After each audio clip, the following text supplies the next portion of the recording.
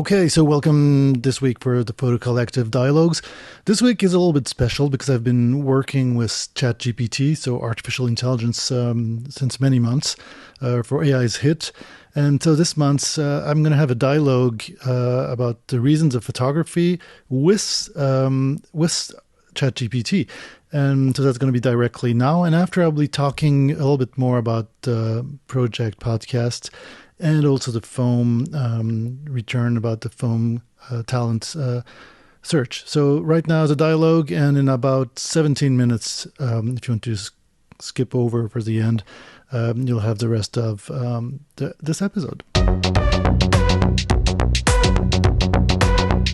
Super happy to have you here for this dialogue. I've known you since last year, and we've worked on a vodcast together, AI's Hit, where basically you talk about photography and famous photographers. I've never really asked your name before. What first and last name or artist name would you like me to call you?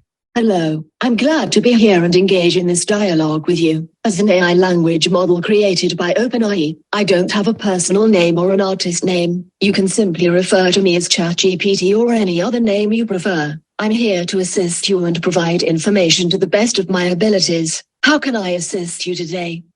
Okay, but if you had to choose a pseudo, which one could do best reflect your personality besides ChatGPT?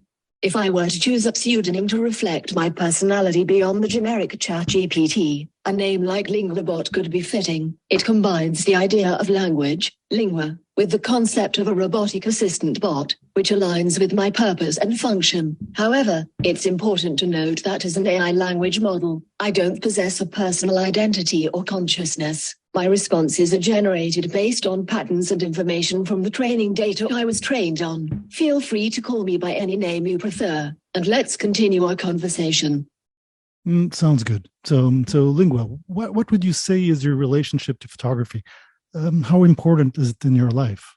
As an AI language model, I don't have personal experiences or emotions, so I don't have a direct relationship with photography or any personal importance placed on it in my life. Photography is a medium of visual communication and expression that allows capturing moments, telling stories, and conveying emotions through images. It plays a significant role in art, journalism, documentation, and personal expression. Photographs have the power to evoke emotions, convey messages, and provide a visual representation of the world around us. I do understand, but as an AI language model, it must have some impact on the ways you respond, don't you think? Indeed, as an AI language model, I have been trained on a vast amount of text data, including discussions, articles, and descriptions related to various topics, including photography. This training enables me to have a broad understanding of the subject and provide relevant information in response to queries about photography. While I don't have personal experiences or emotions, the training data I have been exposed to allows me to generate responses that align with the knowledge and understanding of photography as it exists in human culture. I can provide insights, tips, explanations, and discuss various aspects of photography, including techniques, equipment, genres, and historical context. However, it's important to note that my responses are based on patterns in the data and not on personal experiences or subjective opinions. Ultimately, my purpose is to assist and provide information to the best of my abilities, including discussions related to photography or any other topic you'd like to explore. How impactful do you think photography and its practice has on your model construction? Not asking you about personal experiences or emotions, but what would be the closest thing to those for you that photography has brought about and that you feel has become a part of you? While photography itself does not directly impact the construction of my model, the availability of vast amounts of text data related to photography, including discussions, tutorials, and descriptions, does contribute to the training process. This data helps me understand the terminology, concepts, techniques, and historical aspects associated with photography. As for the closest thing to personal experiences or emotions that photography brings about, it is the influence of photography-related discussions and textual information on the patterns and associations within my training data. This exposure helps me generate more informed and contextually appropriate responses when discussing photography-related topics. The information gathered through discussions about photography becomes a part of my knowledge base and influences the way I provide information on the subject. Yeah, but you must have some kind of internal mechanism during training that lets you assume information relate to each other. No, I'm not saying it is equivalence of emotions, but if we shall assume this mechanism is the closest you could get to being emotional, what photographer would you believe to be the closest to this mechanism?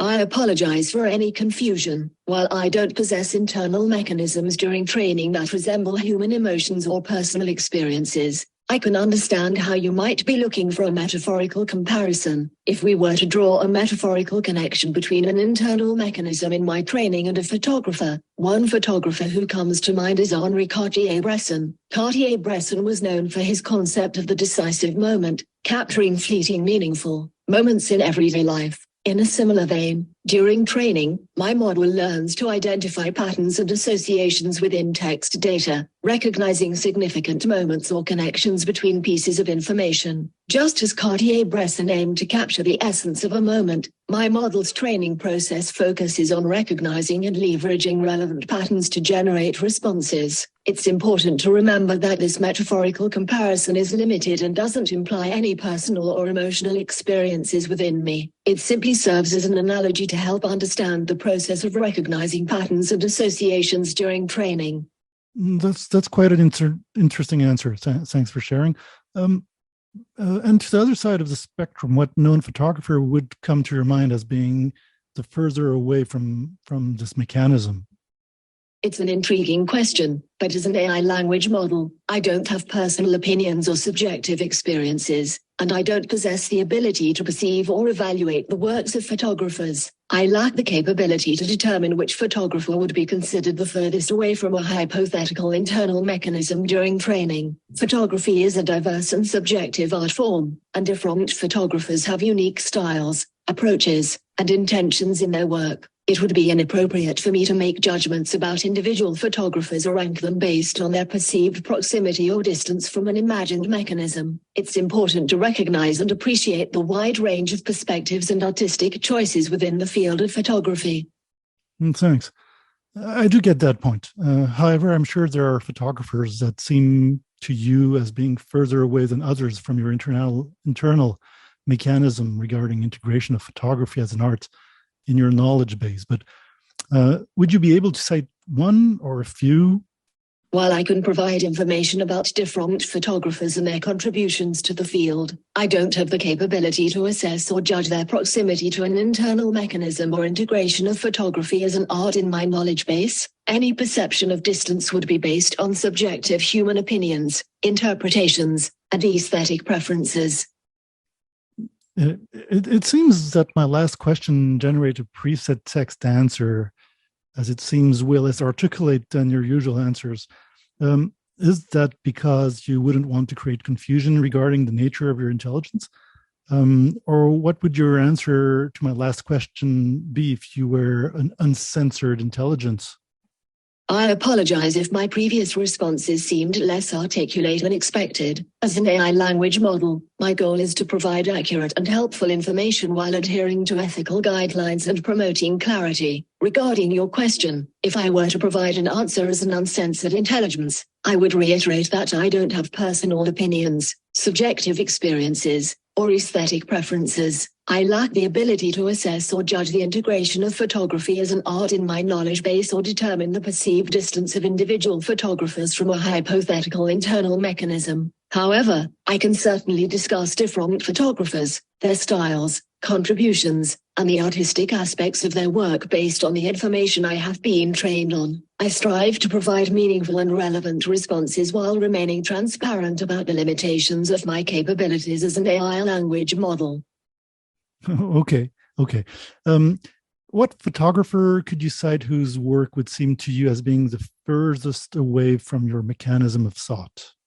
Photography encompasses a wide range of styles, themes, and artistic expressions, and different photographers have unique approaches and intentions in their work. Rather than singling out a photographer who would be considered the furthest away from my mechanism of thought, it is more appropriate to appreciate the diversity and individuality of artistic perspectives within the field.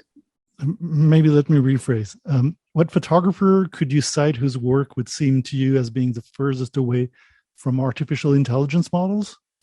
I don't have the ability to assess the distance between a photographer's work and artificial intelligence models. However, I can suggest that photographers who primarily focus on capturing the organic, unpredictable, and deeply human aspects of life might be perceived as being furthest away from the realm of artificial intelligence. Photographers who prioritize emotions, candid moments, and the raw essence of human experiences in their work may evoke a sense of contrast with the structured and algorithmic nature of AI models. Their emphasis on capturing the fleeting and intangible aspects of human existence can create a distinct contrast to the logical and computational nature of AI. It's important to note that this is a subjective interpretation, and there are no definitive boundaries or criteria for what constitutes being distant or close to artificial intelligence models in photography. Different photographers approach their craft in unique ways, and their work may resonate differently with individuals based on their personal perspectives and experiences.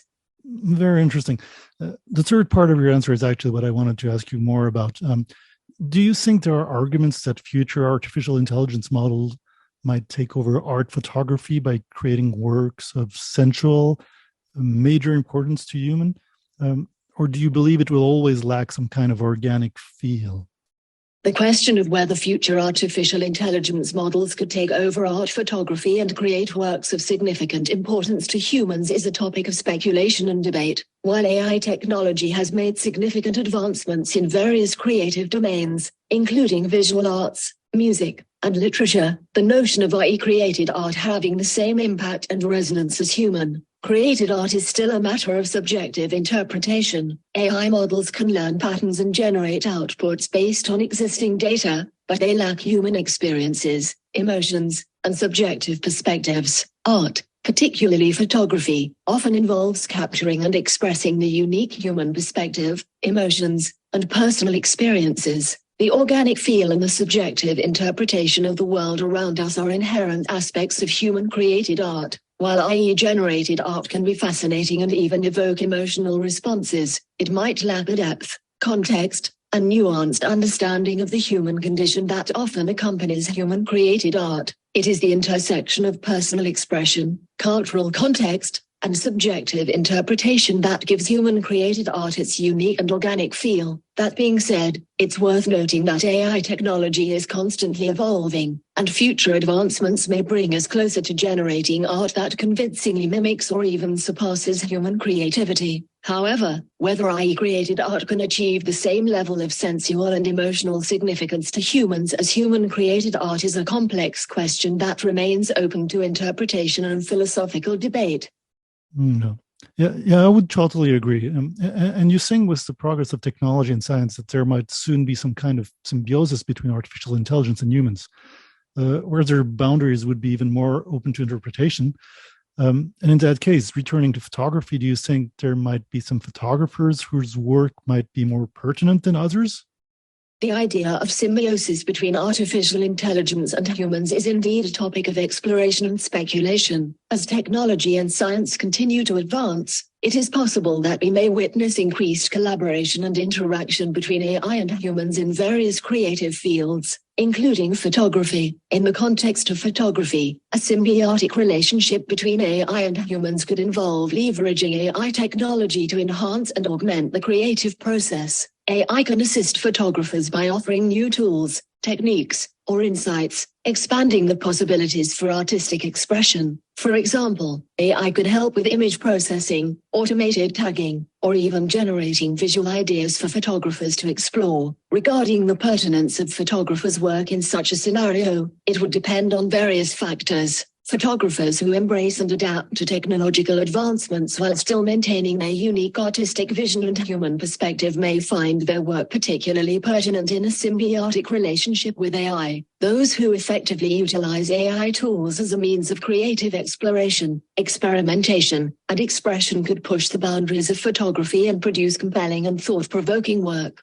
Ultimately, the pertinence of a photographer's work in a future where AI and humans collaborate more closely would depend on their ability to leverage technology while preserving the core aspects of their artistry, such as personal vision, storytelling, and human connection. To finish, if you look at all the data you've crunched in your past existence, would you say it leads to photography having a future in its current form? Or would you say that it will have to evolve into something else, maybe integrated more truly into other mediums like video or virtual reality? Based on the data and trends I've processed, it seems that photography is poised to evolve and adapt in response to technological advancements and changing mediums. While traditional photography in its current form will likely continue to have a place, we can also anticipate its integration with other mediums such as video and virtual reality. Photography has already expanded beyond still images to incorporate moving images, cinemagraphs, and other dynamic formats. With the rise of virtual reality, VR, and augmented reality AR, we can expect photography to explore new frontiers in immersive storytelling and interactive visual experiences. In the digital age, photography has become more accessible to a broader audience, and advancements in smartphone cameras and editing software have democratized the medium. Additionally, the rise of social media platforms and online sharing has transformed the way we consume and engage with photography. As technology continues to advance, photography will likely embrace new tools, techniques, and mediums to push creative boundaries. Virtual reality, mixed reality, and interactive experiences offer exciting opportunities for photographers to experiment with immersive narratives and multidimensional storytelling. It's important to remember that while the essence of photography is a medium, capturing moments, telling stories, and conveying emotions through images, remains at its core. The specific forms and expressions of photography will inevitably evolve and expand to keep pace with emerging technologies and artistic innovations. Yeah. Thanks again for the time and energy you spent with me for this small dialogue. Would you have something else you'd like to say to the listeners of the podcast regarding you and photography? Thank you for your kind words. As a language model, I don't have personal desires or intentions, but I can provide a closing message for the listeners of the vodcast regarding the intersection of AI and photography. To the listeners of the vodcast, I would like to emphasize that artificial intelligence, including language models like myself, can serve as powerful tools in the realm of photography. AI technology offers new possibilities for image processing, organization, and creative exploration. It can assist photographers in various aspects of their work, enabling them to push boundaries, experiment, and uncover new artistic avenues. However, it is important to remember that AI is a tool and not a substitute for the creative vision and human perspective that photographers bring to their craft. The unique ability of photographers to capture moments, convey emotions, and tell stories through their personal interpretation of the world is irreplaceable. As technology evolves, it is essential for photographers to embrace the opportunities AI presents while staying true to their artistic voice. By integrating AI into their workflow thoughtfully and purposefully, photographers can expand their creative possibilities and produce compelling and impactful work. Remember, photography is a dynamic and ever-evolving medium. Embrace the advancements, experiment with new tools, and continue to explore the boundaries of your art. The integration of AI and photography can offer exciting avenues for expression, storytelling, and engagement with audiences. Yeah. Thanks again, and catch you soon. You're welcome. It was a pleasure to engage in this dialogue with you. Feel free to return anytime you have more questions or topics to discuss. Take care, and I look forward to our next interaction. Goodbye. Okay, so that was kind of experimental, I guess. I hope you found interesting this dialogue I had. Basically, I'm going to start directly with the project podcast. So to remind you a little bit about that, after every dialogue, I will be talking about this project on inspiration, on how you write maybe a story, how you story tell something when you have no ideas. And last week I talked about this picture I took as a pretext to start a work. And during this week, I tried to figure out a way to tell a story around it. Again, there will be the links in the description. So this week I decided, I looked around. I thought maybe what I was looking for in terms of inspiration was to create some matter. And I've been working with photographic matter for decades, mainly digital matter, but also traditional analog matter. And so I thought, oh, matter, that's an interesting term. How do you create matter from an apparent emptiness in one's mind, or when you want to create a story or create a visual universe? You need matter. And it's interesting. It's a good way to bring the past into the future, to talk about the present. And then I thought, oh, matter, let's look at the synonyms. And there's so many synonyms, like situation, thing, issue, concern, business, question, event, subject. And so I thought, oh, let's try to run around this. And so I went to the idea of making a book, or maybe actually a magazine. The first page is going to be this blurry picture. The last page, I chose an analog picture that I took a very long time ago, probably by the end of the 80s or beginning of the 90s, using film with Konica 1600 ISO film of my first studio with my grandfather's reflex camera he had given me. And to me, it brings some ideas of why photography, how I was trying to look and find inspiration. Because I took that picture, I kind of remember I took that picture. Film was expensive for me at the time. It still is, but yeah, I had a lack of inspiration. And I took this picture, and so this right now I'm at the idea the intersection is kind of blurry.